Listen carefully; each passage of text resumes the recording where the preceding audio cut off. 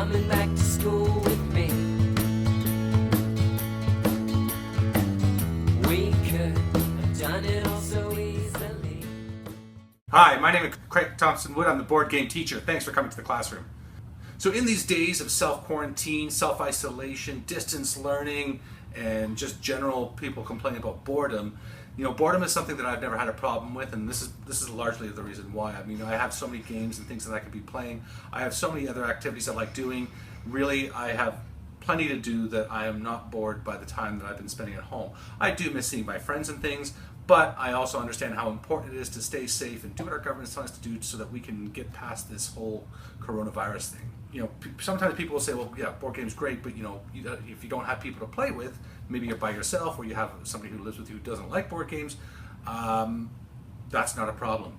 What I have arrayed before you here is a small sampling of the games that I have, which can either be played by one player, which are exclusively for one player, or a cooperative game and can therefore be played by one player just taking all the roles, or games which are just fun to play, even if you just play all the sides to it, and games which have fan-made rules which include more than one player. So let me take you on a walkthrough here of solo play board games.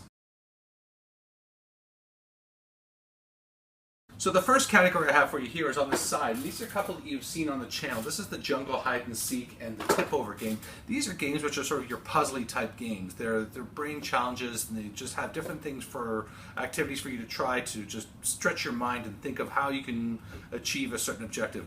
It's something you could play with other people to, if you want to work together on solving the problems. But there's nothing saying that you need anybody to play, Tip Over or Jungle Hide and Seek with you.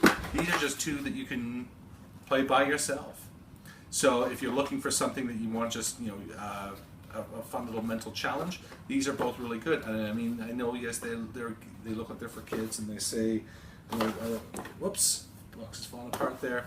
Ages 7 and up. So I mean, maybe it sounds a little kiddie, but honestly, some of these are really taxing on the mind. So don't overlook it and think and poo-poo it just because you think it's you're an adult, this is kids, or you're a high school student or whatever. These are great games, great challenges for people of any ages. So looking for games which have puzzles involved are great for keeping yourself occupied and helping stretch your mind. The second category I have here is games which are either dedicated completely for one player or have one player variants built within them. So in looking at this, we have the Mr. Cabbage Head's Garden. Now, Mr. Cabbage Head's Garden is a game that was actually just made for one player. They then developed it to have rules for 2 players, but really at its heart, it's a solitary board game. You sometimes find other games that are out there which are solitaire board games. Friday is one that jumps to mind, in which you're just trying to beat your best score, and then they have a scoring system based on what was your score and how does it rank amongst, like you need this much to get a good score, this much for a great score, and this much for a wow, you're amazing score. So Mr. Cabbage Head Garden has that built into it, and so this is a fun little game you can play that is better than, well, in my opinion, better than just picking up a deck of cards and playing some sort of solitaire. So that's one there. Tiny Polka Dot is a game which I've talked about on the channel quite a bit. This is great for some of the younger children. Depending on the kids, sometimes they just like mixing through, going through the cards and sorting them and making different arrangements of them. There's the cards in here, beautiful, resilient cards, which are designed for very young children. There's games in there they can play by themselves, but sometimes they just like to just work and manipulate the cards. So however they choose to play with them, that's great, because this is a great game for learning mathematics, and one which, can, as I say, can be played solo, which is why it's here on this episode today. So these games here then, underneath Tiny Polka Dot and Mr. Cabbage Head, are ones which have one or more player variants in them. So Heroes Wanted is a game with superheroes just trying to stop a villain, and it's you can play it one player, and the game just scales depending on how many players you have. So if you play with one, you play with one. If you play with more, then things just get a little bit tougher to match that. So that's a great one there. Now, Wingspan Shakespeare and Tang Garden are games which were designed for multiple players, and I think would probably play best with multiple players. To be honest, I've never played any of these three games as a solo player game. They have what's called the automata. The automata is like an AI of the game, which you follow certain cards tell you what to do in certain situations, and then you're playing against the game. The game has sort of a built-in AI into it, and which is really clever. And I'm really glad that the designers have thought of that to put these into these games. So that's something that you can do as well if you choose to. If you really enjoy Wingspan, but you don't have somebody to play with, then there is that option for the solo play.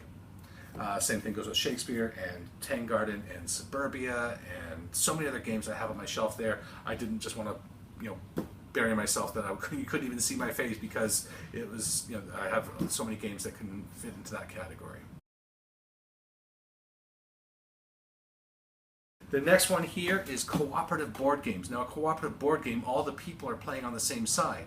So why cannot one person not just play multiple players in this cooperative board game and just assume all the roles? So one of my favorites here is City of Zombies. I mean, you could just take like 4 turns, 5 turns before the zombies advance each round, and work to see about taking those zombies out.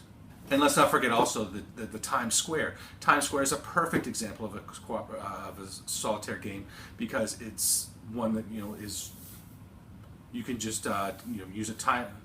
And Times Square is a perfect example of another solitaire game, because Times Square is City of Zombies without the board, but you're just playing against a timer. So you're just trying to beat your own time as you're going through the things, trying to beat the zombies and the different game variants that it has.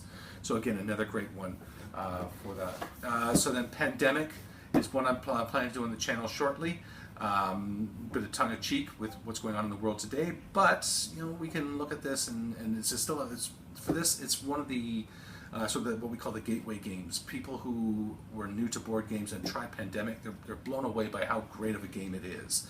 So if you haven't tried Pandemic, like I said, I'm going to be doing a review on the channel for this shortly, but it is a really, really good game, and I do recommend it. But again, cooperative board games, you could control all the rules of the game, and so that's definitely an option for you.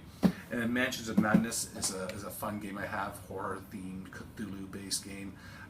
Maybe for the older students or for the adults out there, but again, it's a great game based on literature, so you can again inspire some reading in there to tie into education and such.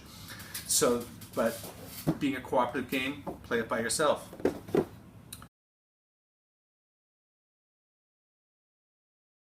Now, Guardians Chronicles and Super Dungeon Explorer are 2 games which I've done on the channel that I love these games so much, but they don't get to the table nearly enough, so I usually resort to playing with myself with them.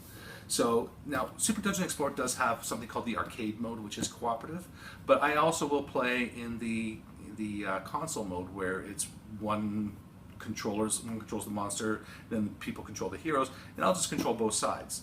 And the same thing with Guardians Chronicles, because I can play both sides and I can make the best moves for both sides, and it's still a really fun experience. I still have a lot of fun playing these games, and I'm glad I do, because like I said, these are 2 of my favorite games, but they just don't get to the table often enough for my liking, so why not just play with myself on them?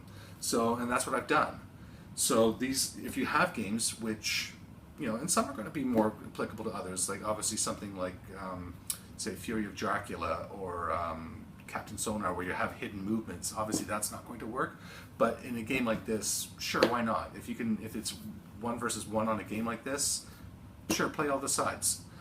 Even to learn Tangarden, I just got Tangarden yesterday, and I played a 3-player game, and I played all the different rules just to get a familiarity with the rules, and it was fun. I enjoyed myself. So definitely can do that kind of thing, where if you want to play a game and you don't have somebody to play with, just play both the sides. Why not?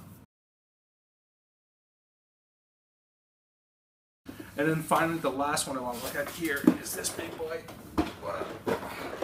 Dungeon Lords. Dungeon Lords is, again, one of my favorite games, probably in my top 10 favorite games of all time.